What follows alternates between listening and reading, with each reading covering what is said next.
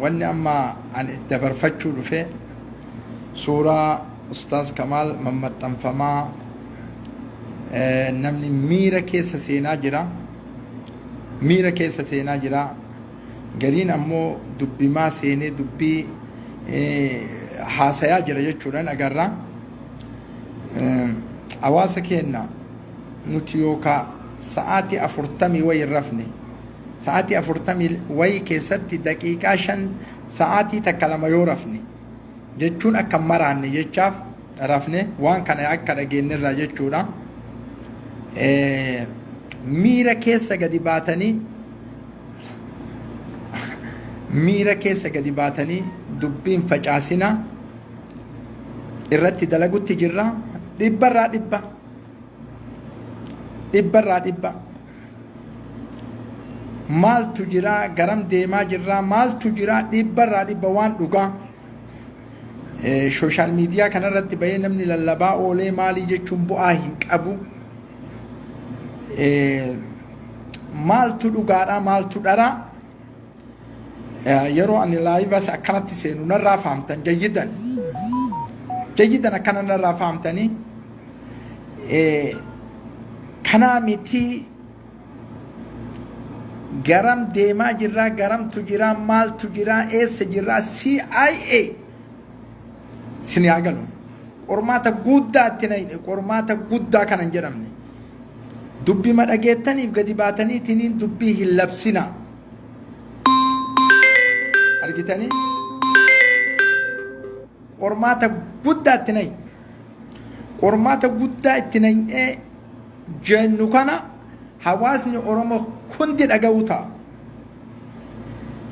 hundi jayyidan isin yaa galuu kun osoo booyuun ta'in osoo miira keessa galuun ta'in osoo waan adda addaan gahin shakkii keessa of hin naqin maaltu maal ta'in jedhin nuttu gadi isinii baasa kana nuttu gadi isinii baasa waan haqiiqaa rabbiin jaalatu ka kijiba tokko hin qabne seenaa gubbarraa fuunee ilaa aakir dhageettanii yookaan guyyaan lama sadiin dura dubbii tana silaa nuttu dura gadi baasuu qaba akka fakkitti nuttu baasayyu namni daqiiqama ammaa dhageettaniif dubbii baaftaniin ho'isina taphaatii miti dubbiin ittiin taphatanii miti ta Facebook irra oofanii miti istiraatiijii qabdi kaayoo qabdi akka itti haasayamu qabdi okay isin yaa galu jayyidan nafsee tana anillee jaaladha nama nafsee naa kenne nafseeti yoo kenneef qaalii miti narratti kana waan ta'eef waan dhugaa waan qabatamaa barbaadaniimi laayiva yeroo an akkanatti seenanirraa fahama akka taa'u kanatti qullaa kiyya maaltu dalagamee maaltu bu'ee kulli nu bira jira isin yaa galu kana kulli akka waraana Ameerikaa CIA kanatti duunnee ilaalle taphaa miti akkuma namni dhaga'ee lolu kanaa miti taphaa miti maaltu dhugaa maaltu sobaa maaltu dalagame maaltu oofame maaltu sadarkaa kana keessa kana isinin jedhe isinitti himu hawaasni keenya kas social media kanarratti baatanii namoonni baay'een bilbilaallee dubbisa akka social media irratti hin baane dubbiin maal keessa akka kenne eessa akka kenne nu bira eeydan jayyidan dubbii haqiiqaa dubbii rabbi jaalatu tasoban qabne jechuun nu bira eeydan hirribatti fixanne hirribaa kaatanii waan baballeessina quban qabdanii waan deemamaa jiru walin cinqina isinii galaami haasoynyan haasoo kun jayyidan isinii gala akkaan wanni kun dhugaamoo dhugaa miti Abu Mus'ab miseenjaraan cinqaa miti fanadda'u ka'e wayta huccuu kana laayiva seene fahama kun akkana isinii haa galu huccuu kana laayiva yeroo seene isinii haa galu kana isinitti himu garuu daddarbitanii achi darbitanii garana gootanii dubbii akkasitti deemtuu miti tun. Seenaa qabdi, siiraa qabdi, haasaya qabdi, dalagaa qabdi, istiraatiijii qabdi, kaayoo qabdi, waa hunda bu'uura qabdi. Yoo Oromoo dhugaa taatan, yoo hafarsee taatan, Facebook irratti hafarsitanii nama haqa isin laalchifattanii hafarsitanii bor shamarran teessan gadi dhiiftan isin. Jayyidan wallahi ani saba Oromoo ta'urraa baay'ee natti dhaga'amaan. Waan kana ta'eef amma dubbii hin hafarsina. Oromoon dubbii hin hafarsina. Kana kaan isiniin jedhu dhaamsi. Kaayoo qabdi, wanni akka itti deemamu qabdillee. Dhugaamoo soba huccuu tanaan beeytan wayitaan dhufe.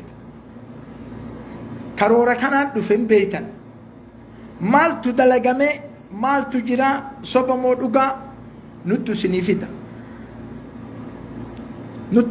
jayyidan.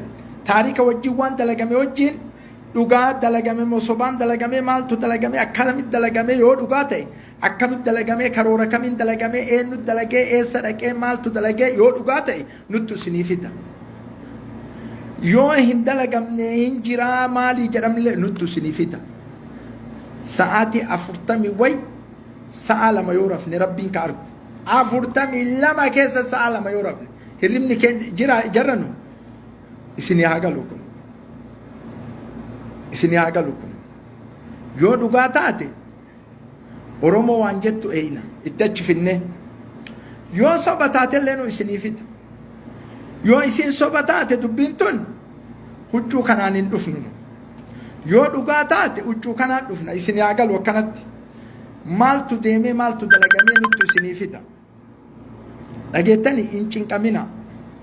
Bakka mara jira. Gurri keenya bakka biraa jira. Arrabni bakka biraa jira. Luyni bakka biraa jira. Harki bakka biraa jira. Kulliin qaama keenyaa bakka biraa jira. Kulliin isaa waa fidee dhufaa jira Oromoo. Kulliin tokkochi akkanaan deebi'aan jiru. Waan fidee dhufaa jiru kana kuufamaa jira. Kuufama kana keessatti waan jiru waan haqaa waan rabbiin jaalatu nuttu gadi baasa. Kanaan ala ammoo Facebook kanarratti dubbii takka osoo hin bayyanfatin daqiiqama dubbii dhageettaniin gadi baatanii waan ibsina. Maali waan isiniin jedhu qabu kanarraan. Waa maxxansu, waa ibsu, guyyaa 2-3 iyyitanii cal'isuun xabi'aa kenna. Nama iyyinuuf qanamnallee nama iyyinuuf qabna nu jayyidan hin beeytan kana. Nama iyyinuuf hin qabna. Nama namni isaan iyyina jira rabbiin qofti isaa iyyu. Nama iyyinuuf hin qabna jayyidan qabna. Walaakin nama namni iyyineef qaba ka rabbi qofti isaa iyyu. Kun in dabro kanatti maaltu jira nu bira eegaa hagana qofa. Wassalaamu alaikum wa rahmatullahi wa barakatuh. Hin cinqaminaa nu eegaa.